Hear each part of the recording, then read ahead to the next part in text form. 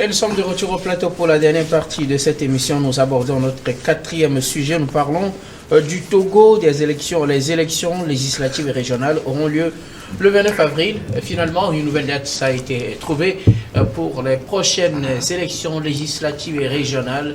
On sait qu'il y a eu un nouveau report tout dernièrement suite à la rencontre qui a eu lieu entre le président de la République et le bureau de l'Assemblée nationale. Et donc, on avait dit qu'on devrait incessamment avoir une nouvelle date pour les élections. Ce fut fait et la décision est sortie hier à l'issue d'un conseil des ministres qui s'est tenu sous la direction du président de la République, son Excellence Monsieur Foressa Ousmane Singbe. Je vous lis quelques extraits, quelques parties du communiqué sanctionnant ce conseil des ministres et qui concerne la fixation de la date des prochaines élections. Et nous allons donc en discuter avec nos amis, nos invités ici au studio avec nous. Alors, le communiqué en son point 9 dit ceci. Le Conseil des ministres a examiné et adopté le décret portant réaménagement du calendrier électoral. Il fait suite, le point 10, il fait suite au décret numéro 2024-025-PR du 3 avril 2024 portant suspension des élections législatives et régionales du 20 avril 2024 et de la campagne électorale du 4 avril 2024 par les 10 électeurs, pour les dites élections, ainsi qu'au communiqué en exposant les motifs. Au terme du décret adopté ce jour, le calendrier électoral est réaménagé comme suit. Date des élections législatives et régionales, lundi 29 avril 2024. Date du vote par anticipation des forces armées togolaises, des forces de sécurité, des forces paramilitaires et de la réserve opérationnelle, vendredi 26 avril 2024. Date d'ouverture et de clôture de la campagne électorale, samedi 13 avril 2024 à 0h et samedi 27 avril 2024 à 23h59. Ce décret abroge toutes les dispositions antérieures contraires. Alors, vous venez là de suivre le point clé de ce Conseil des ministres concernant la nouvelle date des élections. Les élections auront finalement lieu, ce sera un lundi et ce sera le 29 avril prochain. La campagne électorale, elle démarre le samedi 13 avril à 0h pour prendre fin le 27 avril à 0h. 27 avril, vous connaissez déjà la date de célébration de la fête de l'indépendance. Et ce sera donc la date de clôture à 23h59, ce 27 avril pour la campagne comptant pour les élections législatives et les élections régionales. Nous en parlons avec nos invités. Je voudrais bien commencer par vous, Kokoubi Abayi Abassa. On avait patienté quelques jours, le temps, disons une semaine, pour avoir les détails sur la nouvelle date des élections. Le Conseil des ministres réuni ce mardi a fixé ou bien a situé l'opinion finalement. Les élections auront lieu le 29 avril prochain.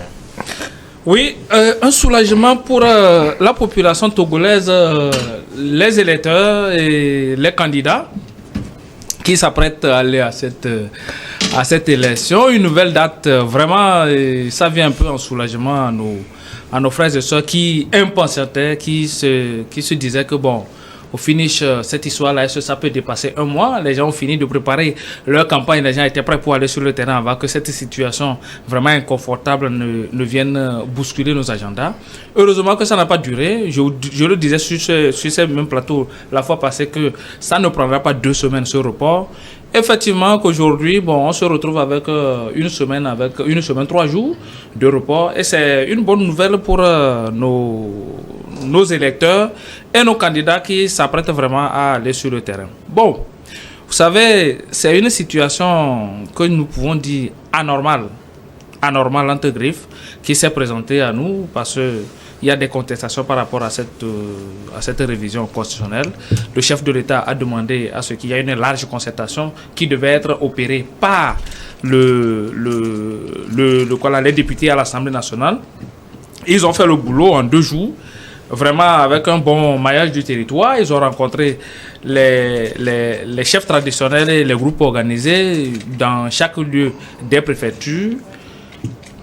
Les réactions sur les médias, nous en avons suivi, nous avons assisté à quelques rencontres, même des groupes organisés. Aujourd'hui, nous nous réjouissons qu'une nouvelle date a été trouvée, que ceux qui critiquent vraiment ce report vont se retrouver vraiment dans la logique de candidats pour ceux qui sont des candidats, des électeurs qui sont des électeurs, et le reste de la population va apprécier.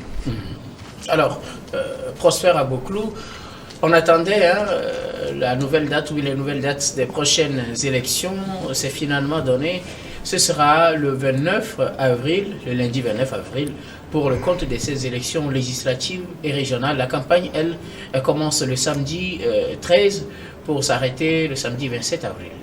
Oui, c'est un délai constitutionnel par rapport aux élections. Il faut 2 semaines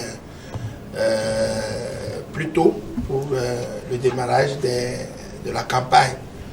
Je crois quand même, M. Amassa vient de le dire, on a compris tout de suite qu'il y a eu des remous à ce report-là suite au réaménagement ou bien au changement constitutionnel qui a provoqué donc ce tollé général auprès des populations et de la diaspora et un peu partout.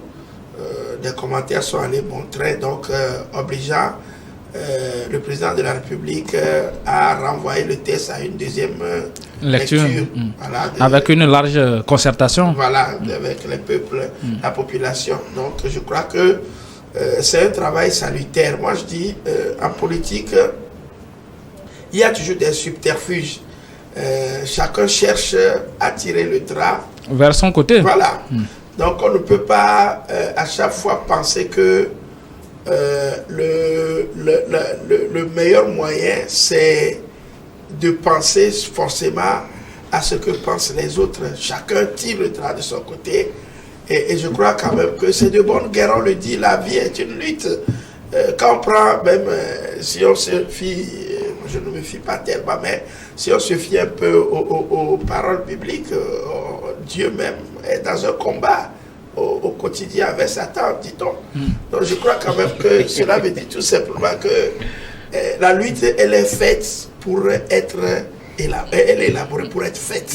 Donc aujourd'hui, ceux qui avaient déjà pris le train en marche, parce que d'aucuns avaient dit qu'ils avaient déjà mis toute leur potentialité en marche pour la campagne. On a vu ce que ça a traîné. Donc aujourd'hui, la nouvelle date est donnée, fixée, et la campagne doit reprendre. Et ça, je crois qu'il n'y aura plus de report pour cela. Et j'en suis certainement sûr que les gens vont rentrer donc en campagne. Mais qu'est-ce que nous allons faire pour que cette sérénité-là demeure? Parce que le chef d'État l'a compris, il faut donner la chance à cette nouvelle législature qui viendra, qui, à mon avis, fera le reste pour promouvoir un tant soit peu l'évolution du pays. Nous avons toujours crié souvent sur le modèle de gouvernance que nous avons en Afrique. Depuis la nuit des temps, plus de 30 ans après la conférence de la Baule, c'est le régime présidentiel qui a toujours dominé. Moi, je l'ai toujours dénoncé. Quand on parle de démocratie, on dit le pouvoir du peuple pour le peuple, mais c'est le président qui donne la voix. C'est lui qui décide. Il a tout. Il est plénipotentiaire. Il est le chef de l'armée, le chef de la magistrature suprême. C'est lui qui prend telle décision, qui prend telle... Où se trouve le peuple dans tout ça? Maintenant, qu'on voudrait changer, métamorphoser, tant soit peu, il y a encore eu des tollés. Qu'est-ce que l'Afrique veut? Que veut l'Afrique? Non, ce n'est pas que veut l'Afrique, que veulent les politiciens? Les politiciens, bon, on ne comprend plus. Que veulent les politiciens? Voilà. Donc, pense parallèlement, il y a le paradis des formes au Sénégal. Oui, il faut voir le contexte.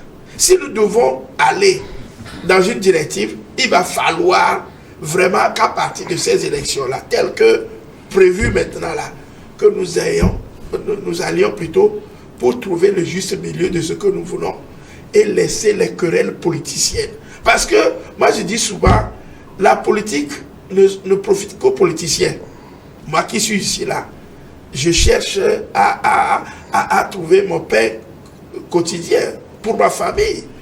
Je veux être aussi aisé dans l'aisance, mais ce sont les politiciens qui en profitent. Et à chaque fois que ça vient, ils tirent profit de ce qui se passe. Donc, s'il faut aller aux élections et revenir parler du reste, moi je crois quand même que la chance est donnée à tout le monde pour vraiment agir dans le patriotisme pour que nous puissions avoir cette sérénité-là dont on parle tout le temps et que ces querelles-là, vraiment qui frappent les oreilles,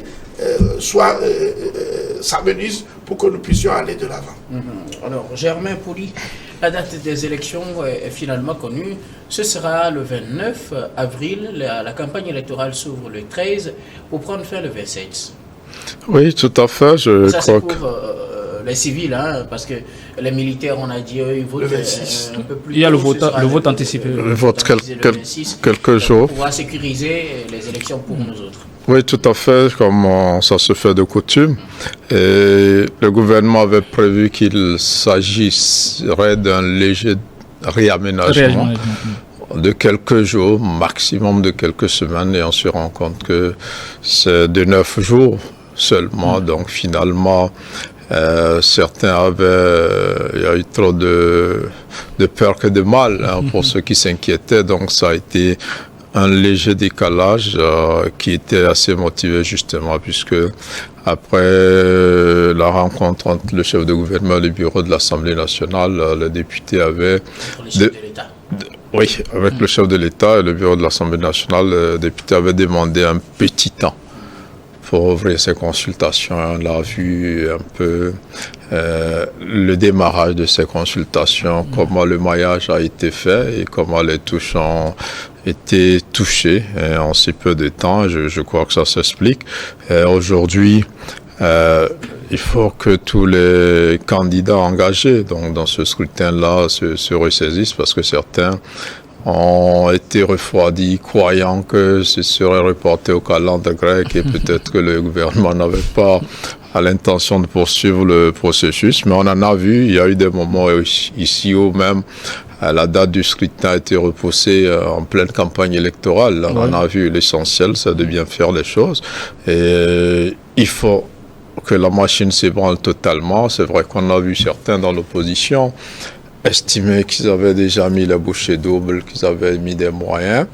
Mais la réalité, c'est que aussi plusieurs candidats n'ont rien fait du tout.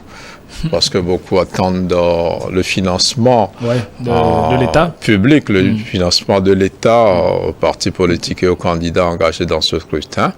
Maintenant que c'est lancé, on espère que le gouvernement donnera les moyens à tous les candidats pour qu'ils partent sur une base équitable, parce que de toutes ces candidatures, il y en a qui ont des moyens pour battre campagne, il y en a qui n'en ont pas.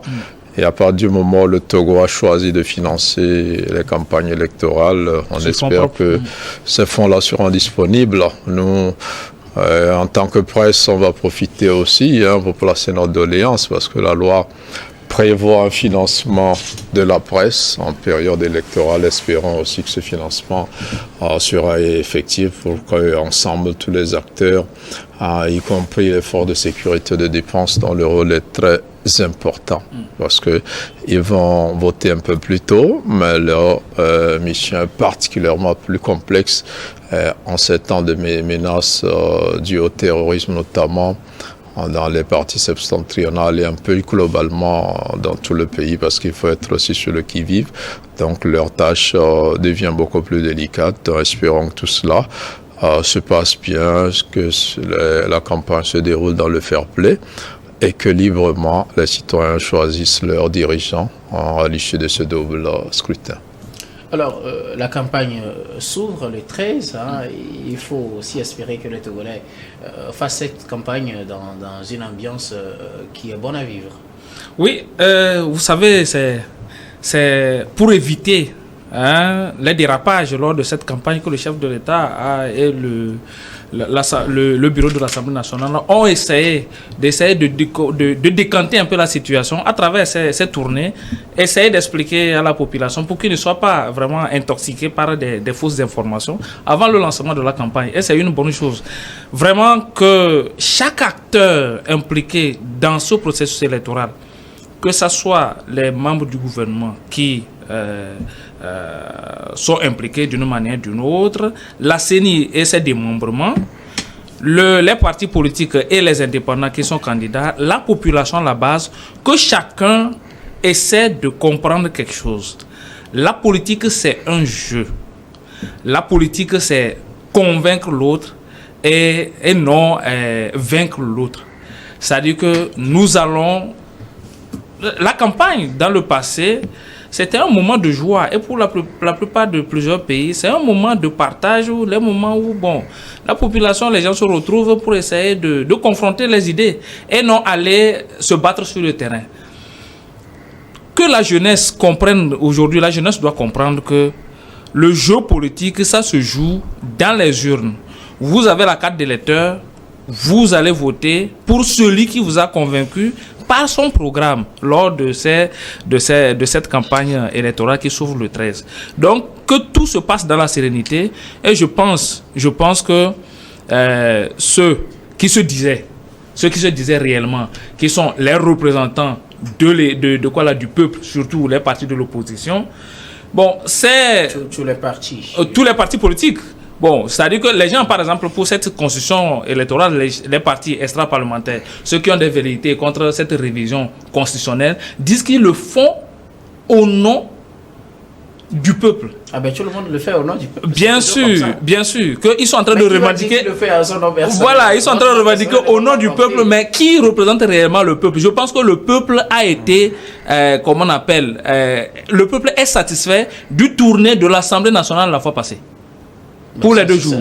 Pour le peuple réel, puisque c'est le peuple réel qui a été touché. Il y a certains partis. C'est ce que vous dites. Oui. On verra bien qui représente le peuple ici des élections. Oui, docteur Guillaume, je le dis pourquoi? Parce qu'il y a certains partis politiques qui ont été créés, qui n'ont jamais participé à une élection dans ce pays, mais ils sont en train de dire, les leaders disent qu'ils sont en train de parler au nom du peuple. Eh ben, vous voulez qu'ils disent mais bon, leur parti politique, peut-être que c'est lui seul qui est l'unique, comment on appelle, membre de son parti politique. C'est tout à fait normal qu'ils disent qu'ils parlent au nom du peuple. Ils n'ont pas cette légitimité de parler au nom du peuple. Ils ont le droit de parler au nom du peuple, mais ils n'ont pas cette légitimité de parler au nom du peuple. Ceux qui sont légitimes, c'est ceux qui ont été mandatés, qui sont à l'Assemblée nationale.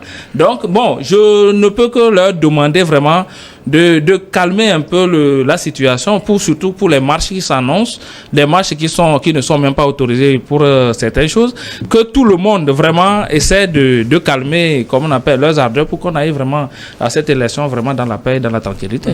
Quelque chose à ajouter, Prosper Aboklou? Non, moi je voudrais... Surtout sur la campagne électorale. Oui, je crois qu'on doit mener une campagne de franchise et surtout de paix.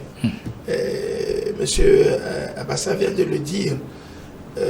Pour ne pas le répéter, je pense que pour arriver à sensibiliser les gens, pour arriver à tourner la page d'une histoire qu'on trouve, je dirais, caduque, il faut de la pédagogie. Si je prends, les gens pensent parfois que quand on vient sur le plateau, on fait les yeux doux au pouvoir en place. Non. On vit la chose et on en parle. Si vous prenez le cas du Sénégal, quand le pasteur est arrivé, il est arrivé avec un programme. Le pasteur n'est pas arrivé pour insulter le pouvoir en place. C'est-à-dire que dans nos campagnes, on constate qu'on ne vient pas avec un programme. On ne prend pas le temps pour expliquer le programme. Le programme plutôt. On vient s'attaquer au pouvoir en place pour faire croire aux gens que en les faisant partir, on gagnerait sûrement. C'est l'avantage. Moi, je me réfère au début de cette démocratie. Les élections législatives de 1994. Le CAR avait 34 députés, l'UTD avait 7. Ça fait 41 sur 80. Le pouvoir n'avait que 40. Mais qu'est-ce qui s'est passé? Ils ne se sont pas compris entre eux. À l'époque, c'était le maître Agboibo et Dem Kodjo qui devaient prendre la primature. Le combat a commencé par là. Qui a pris et finalement, qu'est-ce qui s'est passé? Vous voyez à peu près. Donc, oui, maintenant, moi, je parle de la campagne. Oui, c'est ça, la campagne. Après, non, allez, parce qu'au cours de cette campagne, on nous a expliqué les choses de telle manière que c'est ça dit le pouvoir qu'on doit chasser. Donc, les gens ont voté massivement pour cela. Vous voyez à peu près. Sauf qu'après, eux-mêmes, ils nous ont montré quoi? La phase, ça dit le côté, le revers de la monnaie. Et ça, je crois, ça a continué jusqu'à maintenant. Vous voyez à peu près. Les partis politiques d'opposition, de l'opposition, eux-mêmes se mettent donc le bâton dans les roues. Et finalement, on pense que c'est comme ça qu'on peut faire la lutte pour évoquer, enfin, ce supposé changement. Vous voyez à peu près. Au Sénégal, le PASTEF est venu avec un programme et ils l'ont présenté en 5 grandes lignes. Je les ai avec moi. Et quand vous voyez cela, c'est à partir de là que les gens ont eu confiance pour le faire. Ils ne sont pas venus dire il faut chasser et comme la même Macky Sall pour que nous prenions le pouvoir. Sur quelle base? Et ça continue au Togo. Donc, moi je voulais dire la vérité au parti d'opposition. Ce n'est pas prendre la tâche avec le parti au pouvoir. Mais à mon âge, j'ai suffisamment de vécu pour pouvoir analyser. Et je t'ai dit pour terminer que moi, en 1993, j'avais été fusillé parce qu'on m'avait expliqué quelque chose pour lequel je luttais et je devais mourir à l'époque. Et j'ai compris le truc que le combat c'est pour les politiciens. Les politiciens luttent pour prendre le pouvoir. Rien que ça. Donc, il faut qu'on s'en arrête là-bas pour qu'on initie vraiment de bons programmes pour que nous puissions susciter ce qu'il veut nous dire. Voilà. Rapidement, j'aimerais Poli quelque chose à ajouter sur la campagne? Sur la campagne, c'est d'abord un climat de paix. Et puis, comme l'a dit Prosper tout à l'heure, il faut que la députée communique. Parce que ce qui va se passer avec l'avènement du régime parlementaire, c'est que les députés auront un très grand rôle à jouer dans le Togo qui se dessine. Et le profil du député doit être bien scruté par la population. Il faut des gens capables donc de prendre en main la destinée du peuple, de reprendre à leur compte les préoccupations des populations, de lire des gens qui sont plus proches, qui sont plus soucieux. Et ce travail-là doit être fait maintenant.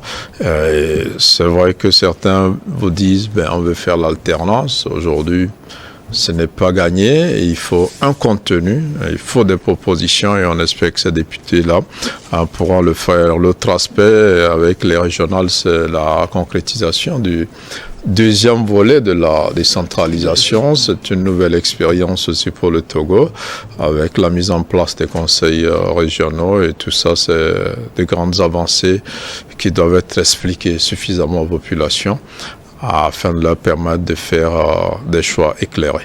Merci beaucoup à vous. Nous arrivons donc à la fin de cette émission, mais avant de nous séparer, comme d'habitude, nous allons faire un dernier tour de table pour vos mots de fin et ce sera sur un sujet de votre choix. Je commence par vous, Kwakouvi Abaili Abassa. Vos mots de fin. Oui, mon mot de fin, j'ai deux, très rapidement. Premièrement, c'est de saluer vraiment nos téléspectatrices et téléspectateurs qui alimentent le débat, qui participent à ce débat sur les réseaux sociaux. Nous les suivons, nous les écoutons et ça nous fait plaisir qu'ils nous apportent vraiment des éléments pour essayer d'améliorer ce que nous les apportons. Le deuxième point, c'est de féliciter le maire de la commune Wawa 2 qui a construit quelques jardins d'enfants dans ces milieux reculés pour permettre aux enfants, aux petits-enfants d'avoir les mêmes chances que ceux qui sont dans les villes. Vous savez, si comment on appelle, ceux qui n'ont pas fait les maternelles, si vous les étudiez, il y a les impacts vraiment sur, comment on appelle, les études maternelles sur l'évolution d'un enfant. Hein, c'est très important que les autres maires et les autres personnalités publiques participent vraiment à la création de ces crèches, de ces jardins d'enfants pour essayer d'accompagner nos enfants, vraiment de donner du toffe aux enfants dans le bas âge. Merci beaucoup. À vous, Kwakouvi Abaili Abassa, vous êtes économiste et analyste politique. Merci d'avoir répondu à notre invitation. Un grand plaisir pour moi. Professeur Aboklou, vos mots de fin, nous sommes à la fin de cette émission. Oui, je voudrais rebondir rapidement sur une décision de Diomaye Faye qui ordonne aux entreprises françaises de payer désormais l'impôt au trésor public sénégalais et non à la France. Oui. Parce que le Sénégal appartient aux Sénégalais. C'est ce qu'on appelle généralement la double imposition. Ça va ramener le problème de double imposition. Voilà, donc je les félicite vraiment pour cela. C'est une décision salutaire. Je le conseille à tous les pays africains, surtout francophones, qui sont dans la même dynamique, qui rentrent aussi dans la même dynamique pour que notre argent nous revienne. Notre trésorerie, plutôt nos impôts, nous appartiennent, c'est nous qui travaillons. Et pour terminer, je voudrais de mémoire saluer la disparition, plutôt présenter, allais-je dire, présenter mes condoléances à la famille sportive togolaise et à la presse togolaise qui vient de perdre un grand, Benoît Messayamé, notre papa, qui s'est éteint à l'âge de 86 ans. Toutes nos condoléances pour sa famille biologique et à nous-mêmes, que l'État togolais ne l'oublie pas, parce qu'il a été l'un des précurseurs de la presse togolaise et sportive en particulier. Donc, que l'État se mêle donc à son obsèque, à ses obsèques, allez-je dire. Merci beaucoup. À vous, Prosper Aboklo, vous êtes journaliste et analyste politique. Merci beaucoup d'avoir répondu à notre invitation. Germain Poli, vos mots de fin. Mon mot de fin, d'abord aux musulmans du Togo et du monde entier, pour leur souhaiter une bonne fête de Ramadan avec la fin de la rupture. Et puis, deuxième mot, c'est à la jeunesse togolaise et africaine. J'invite les jeunes à se rapprocher de l'artisanat, qui est une source énorme de richesse, de création d'emplois, aux diplômés principalement, à ceux qui ont eu le bac, qui ont des diplômes peut-être universitaires, qui ont un don pour certains métiers, de ne pas hésiter à adopter ou à aller dans ce métier-là parce qu'ils vont apporter un plus, parce qu'ils auront, outre le talent, ils ont une grande ouverture grâce à leurs études assez poussées, et que l'artisanat, c'est inimaginable ce que ça peut rapporter en termes de création de richesses et d'emplois. Merci beaucoup à vous. Germain Poli, vous êtes journaliste, directeur de publication du journal Togo Réveil. Merci d'avoir répondu à notre invitation. C'est nous qui vous remercions. Nous disons également merci à toutes les équipes techniques et rédactionnelles qui nous ont aidés à préparer et à présenter cette émission. Nous disons merci principalement à Yves Kofi Maounion Adjo, il est à la réalisation. Merci à Rebecca Vessou et Fofogolo à la caméra. Grand merci également à Gaston Afanou à la diffusion. Surtout merci à vous, très chers téléspectateurs, de nous avoir suivis. C'est la fin de ce numéro de Regard Croisé. Je vous retrouve demain avec le même plaisir pour un autre numéro.